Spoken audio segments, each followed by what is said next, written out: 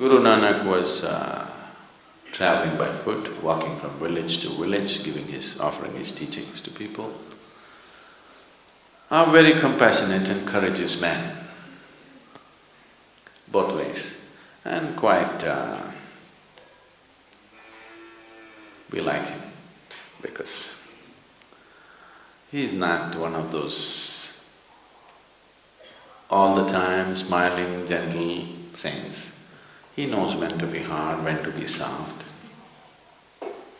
Real thing.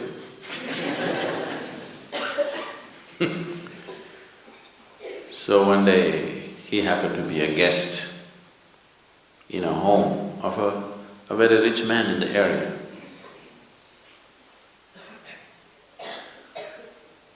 So when he was a guest in this house for a few days. When he is leaving, he gave this man a needle, a sewing needle. He gave this needle and said, "You keep this with you. Sometime when you see me, you can give it back to me. Till then, please keep it with you." A needle, not a golden one, just a simple needle. That man took it and kept it with him. Then after the Guru left, he told his wife, "The Guru gave me a needle and I'm supposed to keep it in safekeeping and give it to him later." The wife, who was little wiser than him, usually they think they are, said, "You fool, why did you take a needle from a Guru? If you take something from a man like him, and suppose he's an old man and if he dies and you don't get to give back this needle, what will you do? You will be in debt forever. Taking a needle from a Guru, why did you take it? You should not receive anything from a man like him. What we offer is fine, never take anything from a man like him. And if he dies and goes away, you can't carry this needle to heaven and give it there. It is not possible to take the needle to heaven and return it there. So you will be in debt forever and ever and ever, and you will not be able to wash off that one karma, and it may mean 1,000 lifetimes. This is not a good thing.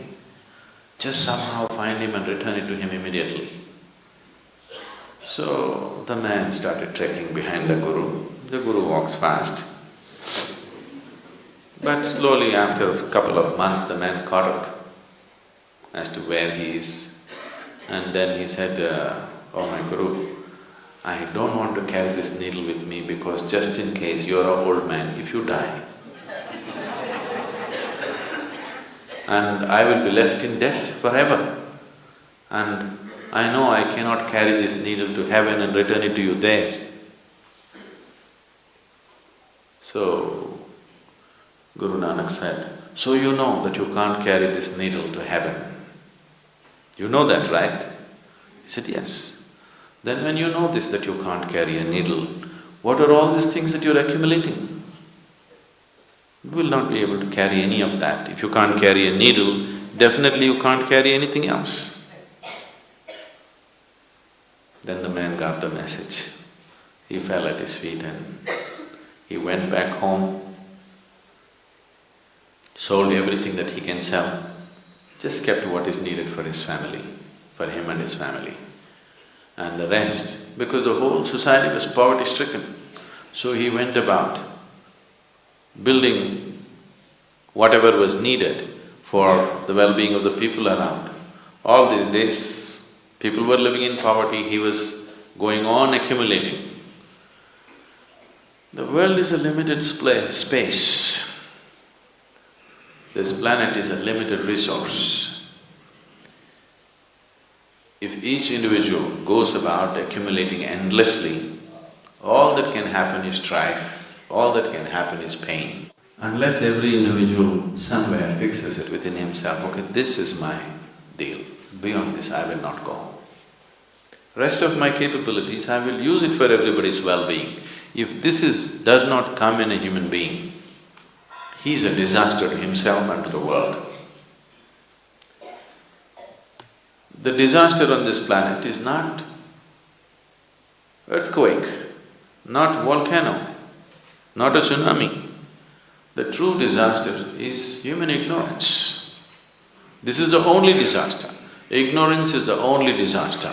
Enlightenment is the only solution. There's really no other solution, please see.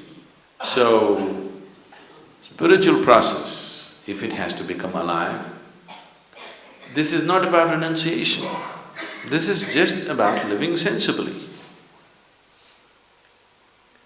Wrong words have been put by external scholars. There is no such word as renunciation in any of the Indian languages, if you don't know this. Yes? There is no such word as renunciation in Sanskrit language. It is the outside scholars who come and say, oh, this man has renounced.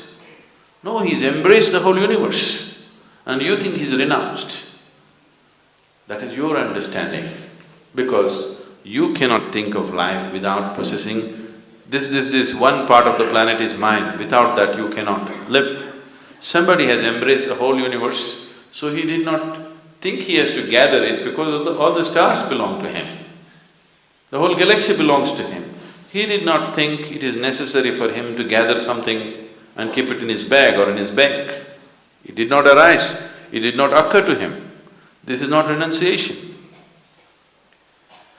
So understanding life from an inner perspective, not from an objective sense, because objectively whatever you perceive is only good enough for survival. You need a subjective perception of life.